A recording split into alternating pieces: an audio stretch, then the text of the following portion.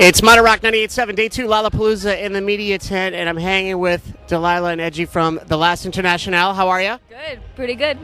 Really good. Yeah? What do you think about Lollapalooza so far? It's really great. I like that it's in the center of Chicago, like right in the city. Yeah, the city's the backdrop, and that makes it really amazing, you know?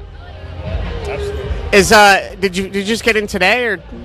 Last night around 2 in the morning. Oh, okay, so it's not like you really had the chance to kind of like roam the grounds and see what's going on. Yeah, very shortly. We had it. But you guys are playing this afternoon? Yeah, 3:20. Yeah, go ahead, dude. Just walk right by anytime you want.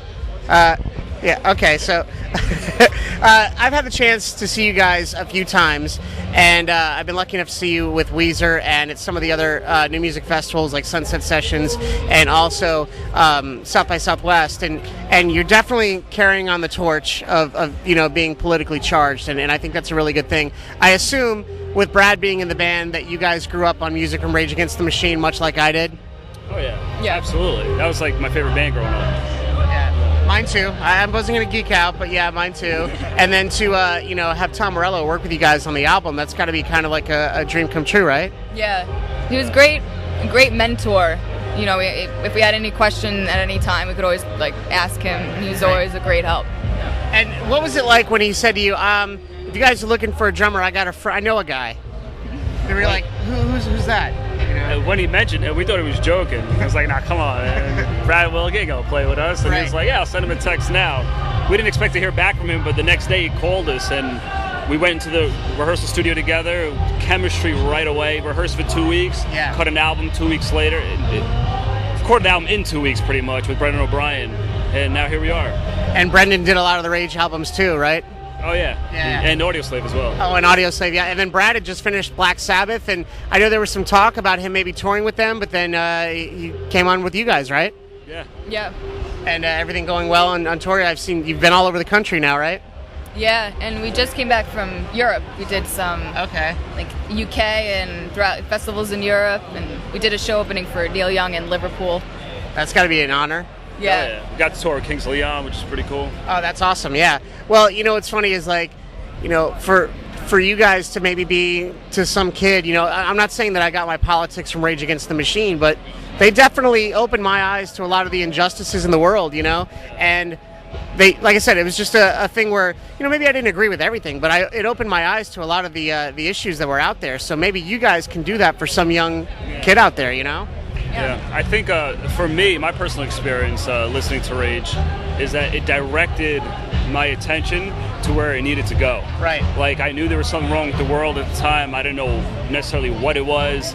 I disliked authority. I didn't like most of my teachers or any authoritative figures in my school. Right. And I didn't even know what government meant or what it was. And I sure wasn't going to learn it from a teacher because I just trusted them to begin with, or I would cut class. Right. So they would, I remember when their second album came out, they had a list of like books and like reading material. Right. From there on, it was just. And they were doing that at shows, and they were saying, this was what I thought was great. They said, hey, listen, we've got some pamphlets and some material out there. If you're interested, go get it. They weren't forcing it down there. They would, of course, Zach would always mention, a few things on stage, and he's a poet, so that was a lot of, what they did. But to just to open their eyes, people's eyes to some of the stuff that's going on in the world, and that's something that you guys might have the chance to do. Like I know one of the things you probably learned from Rage Against the Machine is your hatred for the Gap. Oh, yeah, absolutely. I mean, we're a pissed-off band. We're very angry, and we should be. I think that the population should be very angry. We don't tell them how to think or what to think, but they know where we stand on the issues. Right. I mean, I was just saying recently that in New York, the police, the pig, murdered Eric Garner. Right. He's dead. Right. We're doing nothing about it. We're not getting choked him, right? Choked him out. Yeah. Killed the guy. This happens all the time. Right. I mean, if we can't get justice for one person, I mean, like, just think about what's ahead for us and the battles that we have to fight. I agree. And I just want to talk to you really quick. The bass that you use looks like an incredibly vintage bass. What's the deal with that? Yeah, it's the 1968 Vox bass. Wow. Do you ever get afraid that you're just going to abuse it? I think I have already abused it a little bit. But yeah, it built really sturdy. So it's been taking a lot of abuse. I've been on a bunch of planes. Right. Yeah, it's still the it's in the case, but it still gets beaten up, banged around on the cargo stuff. Yeah. Well, guys, listen, we like I said, I've been lucky enough to see your set a few times, and for anybody who's just finding out about the last Internationale, it's a great, energetic, raucous, live performance, and it's dirty and gritty, and I like that about you guys. So just keep fighting the good fight, and hopefully we'll get you in Wilmington, North Carolina sometime soon. And we'd love to go. And the album comes out August 19th. So okay. And what's the title on the album? We Will Reign. We Will Reign. Okay, and the single is Life, Liberty, and the Pursuit of Indian Blood. We've been playing that a lot on our new music show, Modern Rock Underground. So we appreciate it, guys. Thank you so much. All right. Day 2, Lollapalooza. It's Modern Rock 98.7.